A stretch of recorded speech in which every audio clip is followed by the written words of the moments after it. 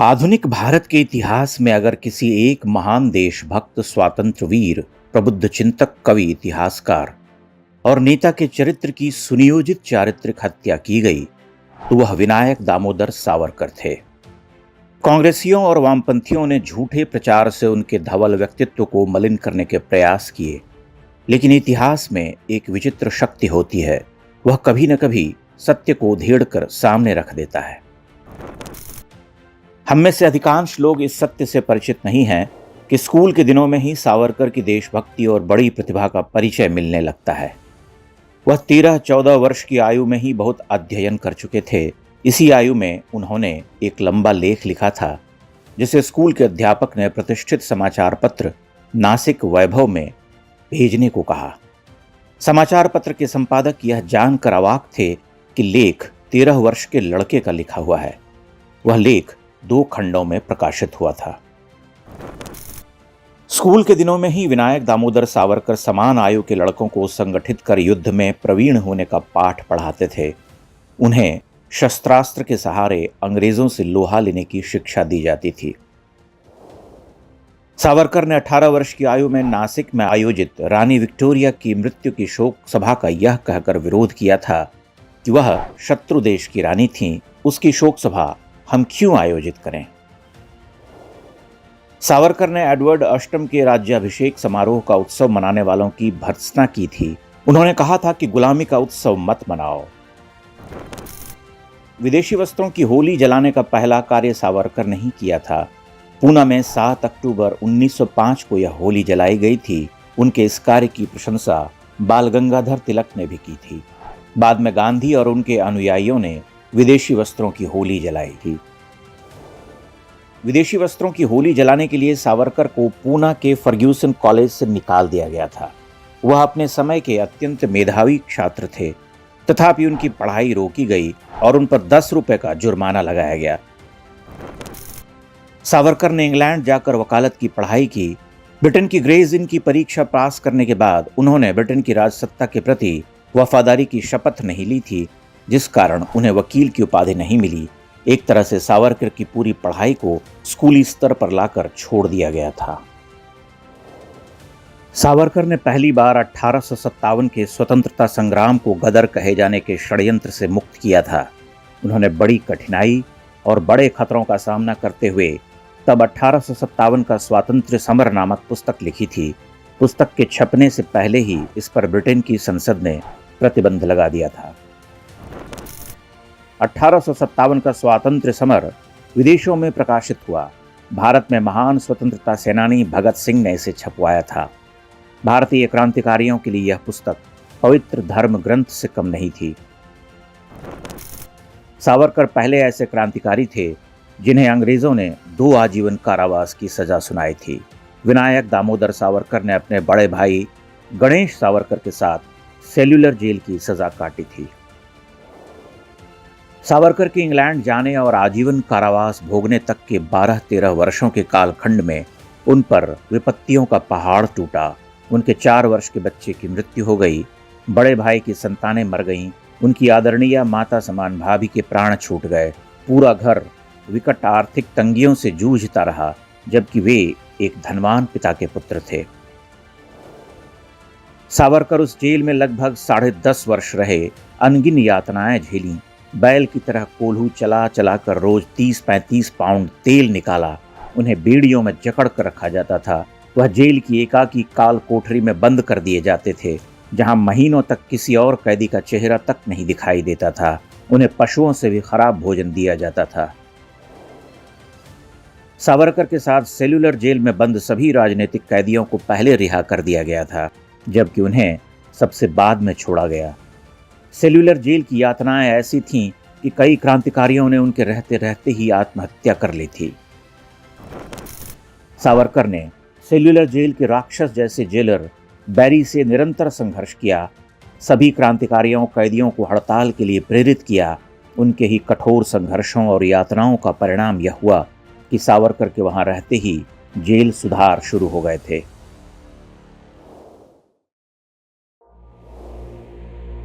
अधिकांश लोग यह मानते हैं कि विनायक दामोदर सावरकर इंग्लैंड बैरिस्टर की डिग्री लेने गए थे, लेकिन जिन्होंने सावरकर के जीवन को निकट से जाना है वह इस सत्य से दूर नहीं है कि सावरकर के इंग्लैंड जाने का पहला उद्देश्य भारत के स्वतंत्रता संग्राम को सीधे बरतानवी धरती तक ले जाना था, ताकि अंग्रेजों को उनके ही देश में भारतीयों के संग्राम का ताप अनुभव हो सके।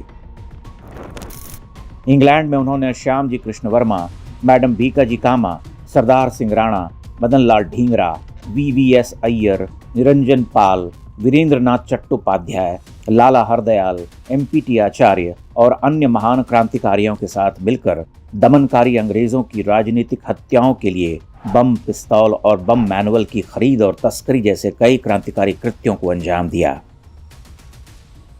उन्होंने इतालवी क्रांतिकारी जोसेफ मेज़नी की जीवनी और 1857 के विद्रोह पर उनके द्वारा लिखी गई महान पुस्तक के सहारे क्रांतिकारी आंदोलन के लिए एक विशाल और महान बौद्धिक निधि के निर्माण में सहयोग प्रदान किया।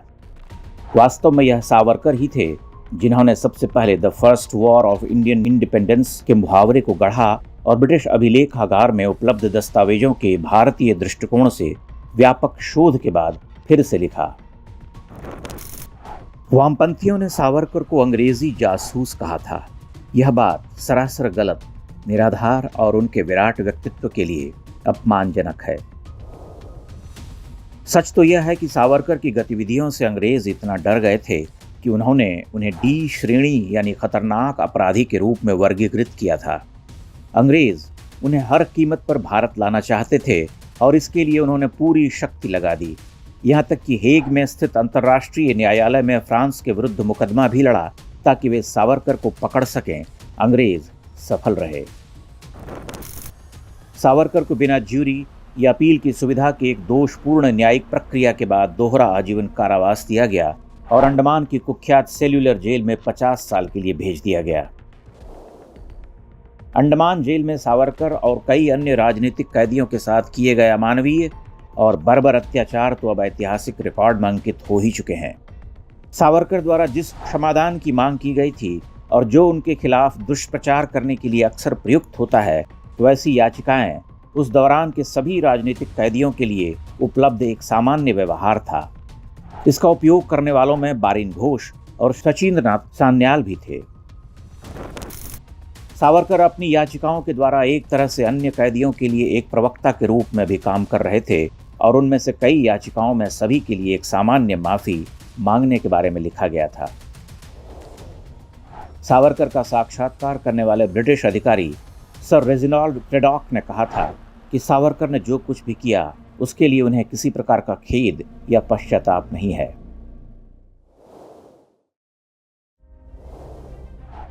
सेल्यूलर जेल में 10.5 वर्ष की भयावह यातनाओं और त्रास को झेलने के बाद सावरकर को वहां से महाराष्ट्र की जेल में ले जाया गया। अंततः वर्ष 1924 में उन्हें सशर्त रिहा किया गया कि वो रत्नागिरी जिले से बाहर नहीं जाएंगे।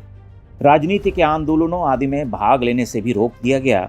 शुरू में इस रिहाई की अवधि 5 साल थी, जिसे बाद में 13 साल तक बढ़ा दिया गया था। अगर उन दिनों वह अंग्रेजों के सहयोगी बन गए होते तो ब्रिटिश सरकार के पास ऐसा कोई ठोस कारण नहीं था कि वह उन्हें ऐसी सख्त निगरानी के अधीन रखे जहां उनके हर कदम पर नजर रखी जाती थी। उस समय की ब्रिटिश खुफिया एजेंसियों की ऐसी कई रिपोर्ट्स इस बात के प्रमाण देती है कि कैसे उनके भाषणों और क्रियाकलापों की अत्यंत निकटता से निगरानी की जाती थी। इस निगरानी तंत्र को चकमा देने के लिए और हिंदुत्व की विचारधारा को लागू करने की अपनी सोच को बढ़ावा देने के लिए उन्होंने गांधी द्वारा मुस्लिम तुष्टीकरण किए जा रहे खिलाफत आंदोलन की प्रतिक्रिया के स्वरूप में बड़े पैमाने पर सामाजिक सुधारों और हिंदू समाज के एकीकरण पर जोर दिया था। अंतर्जातीय भोज, अंतर्जातीय विवाह, मुक्त मंदिर प्रवेश तथा जाति व्यवस्था और अस्पृश्यता के पूर्ण उन्मूलन के लिए किए गए आंदोलन रत्नागिरी में उनके पसंदीदा कार्यक्रम थे। फिर भी उनके कार्यों ने सभी क्रांतिकारियों को प्रेरित किया था। दुर्गादास खन्ना, जो बाद में पंजाब विधान परिषद के अध्यक्ष बने, भगत सिंह के सहयोगी थे और उन्होंने एक साक्षात्कार में खुलासा किया था कि हिंदुस्तान सोशलिस्ट रिपब्लिकन एसोसिएशन में भर्ती होने के दौरान भगत सिंह और सुखदेव ने उनसे पूछा था कि क्या उन्होंने वीर सावरकर की रचनाओं को पढ़ा है।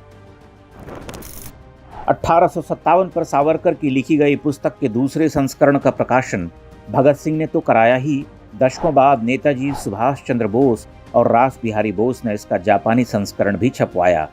इसी पुस्तक का तमिल संस्करण आजाद हिंद फौज के ठिकानों पर छापे के दौरान पाया गया था। वर्ष 1937 में पूर्ण रूप से रिहा होने के बाद वीर सावरकर ने अखिल भारतीय हिंदू महासभा के अध्यक्ष के रूप में पदभार संभाला।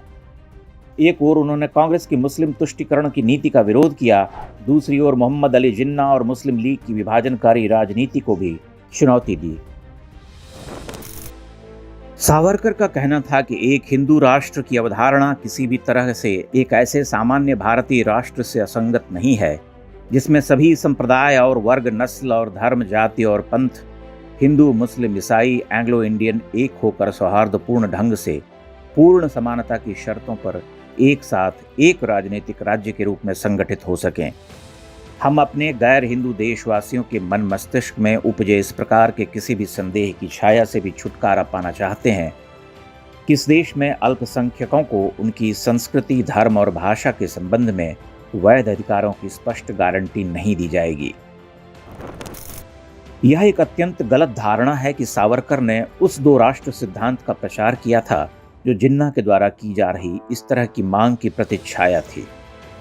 सावरकर ने मुस्लिम समुदाय की कट्टरता और भारत के प्रति निष्ठावान न होने का विरोध किया था और कहा था कि एक सर्वमान्य खलीफा के तहत एक इस्लामी समुदाय की कल्पना को देखते हुए कई मुस्लिमों ने खुद को एक अलग इकाई के रूप में देखना शुरू कर दिया है। सावरकर ने धार्मिक आधार पर राष्ट्र के अंदर से पाकिस्तान या किसी अन्य राष्ट्र के निर्माण का कड़ा विरोध किया था। भारत छोड़ो आंदोलन के दौरान, जिसका वे खुले तौर पर विरोध कर रहे थे, उन्होंने भारतीय युवकों को ब्रिटिश सेना में भर्ती होने और प्रशिक्षित होने के लिए प्रोत्साहित किया ताकि वो बाद में पाला बदलकर नेताजी की INA में शामिल हो सकें।